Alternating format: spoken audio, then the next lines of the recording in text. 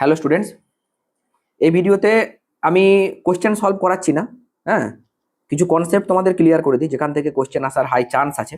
একটু মন দিয়ে দেখবে ভিডিওটা, ঠিক আছে? দেখো, একক আর মাত্রা নিয়ে তোমরা কিছু কোশ্চেন পাবে এরকম আশা করা যায়, তাই আমি একটুখানি বেসিক ধরে তোমাদেরকে বোঝাচ্ছি। দেখো, যদি বলে যে এই দিকে তড়িৎ ক্ষেত্র কাজ করছে, ঠিক আছে, আর এখানে একটা আধান আছে, একটু কালিটা চেঞ্জ করে নি, দাঁড়াও। এখানে একটা আধান আছে, তাহলে এই আধানের ওপর কত বল কাজ করছে এটা কিউ মনে করো। তাহলে F is equal to Q E, ঠিক আছে? তাহলে ই ইজ ইকুয়াল টু কি?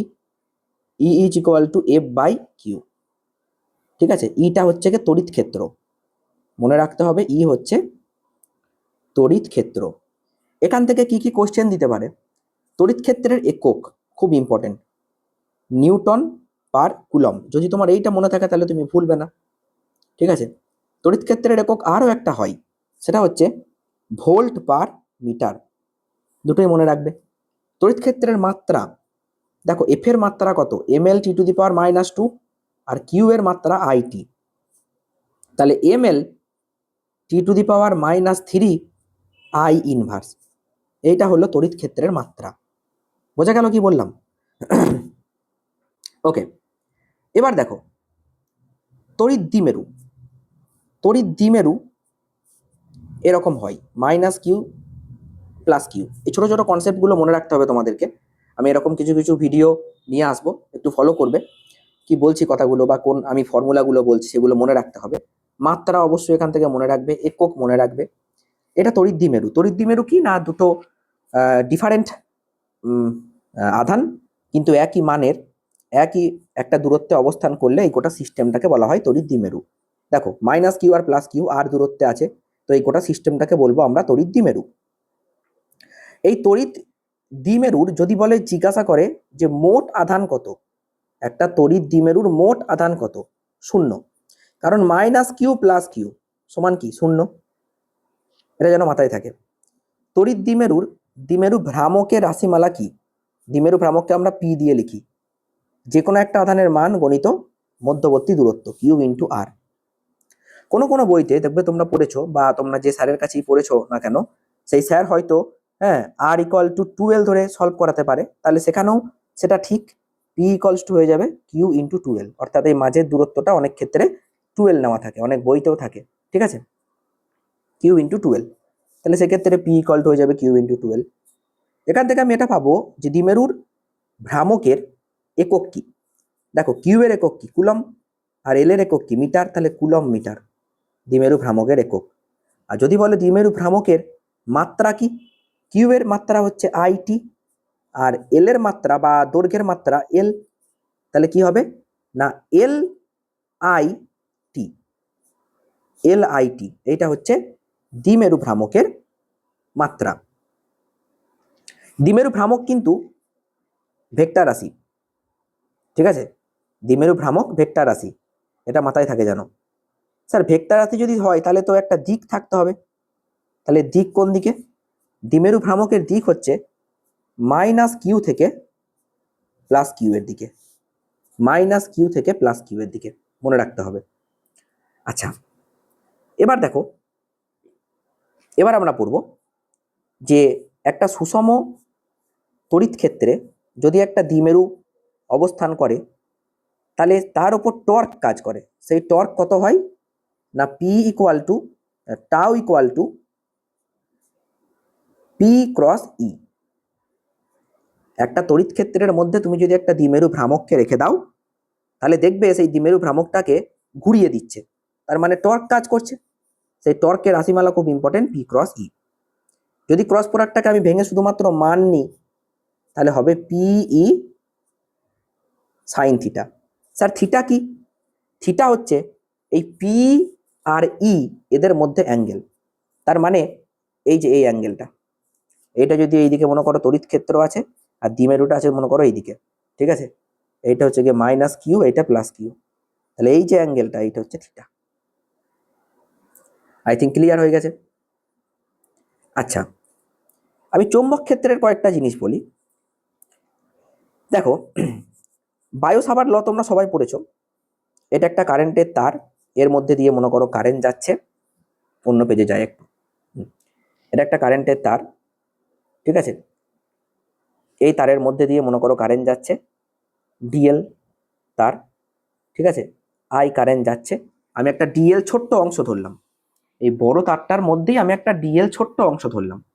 এই ডিএল অংশ থেকে আর দূরত্বে যদি আমি একটা পি বিন্দু নিয়ে থাকি, তাহলে সেই পি বিন্দুতে যে চৌম্বক ক্ষেত্রটা কাজ করছে সেটা হচ্ছে dB equal to mu naught by 4 pi I dl cross r by r cube.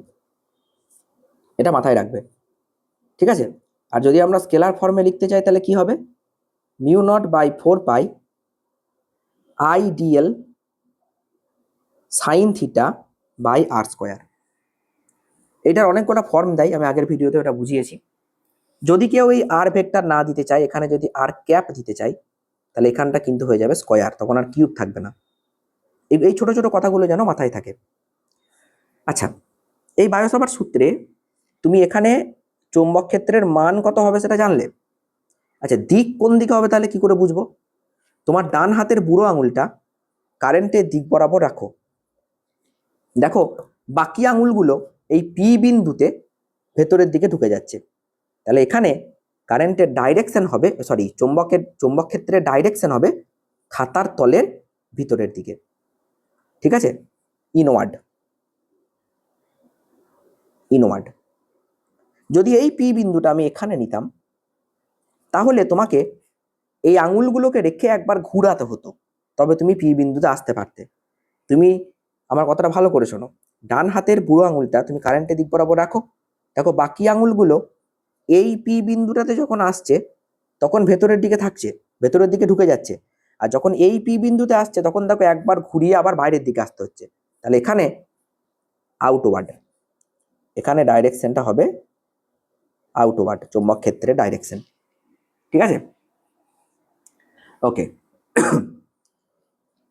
Next, যদি কোনো চৌম্বক ক্ষেত্রের মধ্যে, হ্যাঁ আমি এখান থেকে আর কয়েকটা কথা বলবো। একটা সোজা তার, ঠিক আছে, অসীম দীর্ঘ ঋজু পরিবাহী, মানে অনেক দূর পর্যন্ত বিস্তৃত আছে, কারেন্ট নিয়ে যাচ্ছে, সেখান থেকে আর ডিস্টেন্স দূরে পি বিন্দু দিল, চৌম্বক ক্ষেত্র কি হবে, বি ইকুয়াল টু, মনে রাখতে হবে, মিউ নট আই বাই 2 পাই আর। এটা অসীম দীর্ঘ ঋজু পরিবাহীর জন্য।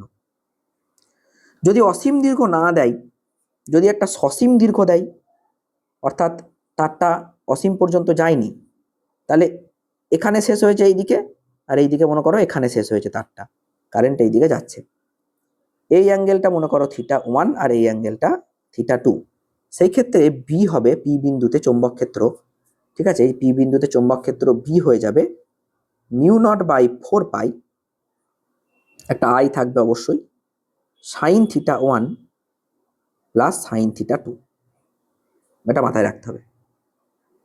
ওকে, দেখো যদি এটা অর্ধ অসীম দেয়, অর্ধ অসীম তার মানে একদিক টার্মিনেট করে গিয়েছে, আর একদিক হয়তো ইনফিনিটি পর্যন্ত যাচ্ছে, তাই তাহলে সেই ক্ষেত্রে এই θ1 একটা অ্যাঙ্গেল, θ1 অ্যাঙ্গেলটা 90 ডিগ্রি, চলেই যাচ্ছে, এই রেখাটা মনে করো অনেক দূর পর্যন্ত যাচ্ছে, আরো দূর পর্যন্ত, একটা সময় এরকম হয়ে যাবে, সেই জন্য অ্যাঙ্গেলটা কত হয়ে যাবে, 90 ডিগ্রি। আর θ2 ও তো টার্মিনেট করে গেছে এই জায়গায় 0 ডিগ্রি, তাহলে সেক্ষেত্রে বি হয়ে যাবে মিউ নট আই বাই 4 পাই, আচ্ছা এখানে একটা 4 পাই আর হবে, হ্যাঁ সরি, 4 পাই আর সাইন 90 প্লাস সাইন 0, তাহলে আলটিমেটলি কি দাঁড়ালো, মিউ নট আই বাই 4 পাই আর, মাথায় রেখো এটা অর্ধ অসীম, ঠিক আছে। নেক্সট, আমি কেন বলছি এই ভিডিওটা আমি কেন করলাম, ইম্পর্টেন্ট ফর্মুলাগুলো বলার জন্য, ঠিক আছে, মাঝে মাঝে এরকম ভিডিও আসবে। এইটা মনে করো একটা গোলীয় পরিবাহী, আই কারেন্ট যাচ্ছে, ব্যাসার্ধ আর, তাহলে এর কেন্দ্রে চৌম্বক ক্ষেত্র হবে B equal to mu not I by 2r। যদি n পাক থাকে, যদি n পাক থাকে, একটা পাক না থাকে, তাহলে সেক্ষেত্রে হবে mu naught ni by 2r। ঠিক আছে, mu naught ni by 2r। আচ্ছা নেক্সট, যদি তোমাকে একটা সলিনয়েড বলে দেয়, সলিনয়েড এর মধ্যে দিয়ে আই কারেন্ট যাচ্ছে, তাহলে এই ভেতরে অক্ষস্থিত কোনো বিন্দুতে চৌম্বক ক্ষেত্র কত হবে? Mu naught ni। এটাকে লেখা যায় mu naught n by L into I, mu naught n by L into I. Okay, দেখো ক্লিয়ার কিনা। যদি বলে টোরয়েড, যদি বলে টোরয়েড, ঠিক আছে, তাহলে এর অক্ষস্থিত কোনো বিন্দুতে চৌম্বক ক্ষেত্র কি হবে? বি ইকুয়াল টু, সেইটাও হবে মিউ নট এন আই, কিন্তু এখানে এন এর ভ্যালুটা পাল্টাবে, এন বাই 2 পাই আর ইন্টু আই, মাথায় রাখতে হবে। ঠিক আছে, যদি আমাকে এরকম কোনো শেপ দেয় যে থিটা অ্যাঙ্গেল করেছে হয়তো কেন্দ্রে, পুরোপুরি হয়তো বৃত্তটা নেই, এরকম একটা শেপ, ঠিক আছে, এটা কেন্দ্র। একটা কথা মাথায় রাখবে, কারেন্টটা এই দিকে আসছে ধরে নাও, এই দিকে যাচ্ছে, এই দিকে বেরিয়ে যাচ্ছে, এই দাঁড়াও ছবিটা আমি আর একটু ভালো করে আঁকি তাহলে বোঝাতে পারবো। দেখো এই তারের সোজাসুজি এই বিন্দুটা, এই তারের সোজাসুজি এই বিন্দুটা, তাহলে এই সোজা তার দুটোর জন্য কোনো চৌম্বক ক্ষেত্র উৎপন্ন হবে না। যদি কোনো তারের একদম ওপরে কোনো বিন্দু থাকে, তারটা এত দূর যাক কি না যাক, তারটা হয়তো এত দূর গেছে কিন্তু ওপরে তো আছে, একদম ওই লাইনে তো আছে, ওই লাইনে যদি কোনো বিন্দু থাকে তাহলে সেখানে কোনো চৌম্বক ক্ষেত্র উৎপন্ন হবে না। এই কনসেপ্টটা বিশাল কাজে লাগবে। তাহলে চৌম্বক ক্ষেত্রটা উৎপন্ন হবে কার জন্য? শুধু এর জন্য।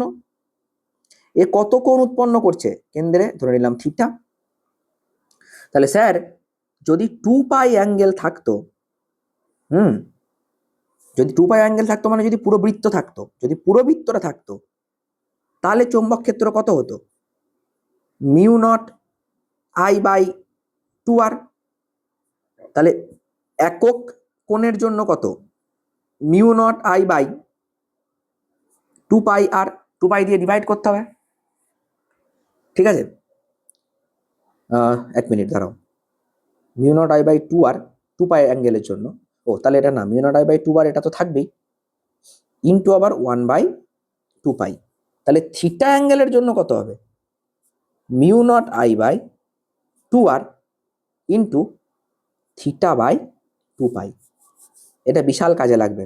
আমি কেন বলে রাখছি, এর পরেই যে ভিডিওটা আসবে এই ফর্মুলা দিয়ে অঙ্ক থাকবে, আমি সেই জন্য এগুলো একটু মনে করিয়ে রাখছি। ওকে, আচ্ছা নেক্সট, নেক্সট দেখো, যদি বলে দুটো ঋজু পরিবাহী তড়িৎ তড়িৎ প্রবাহ নিয়ে যাচ্ছে, ঠিক আছে, এ i1 নিয়ে যাচ্ছে আর এ i2 নিয়ে যাচ্ছে, মাঝের দূরত্ব হচ্ছে r।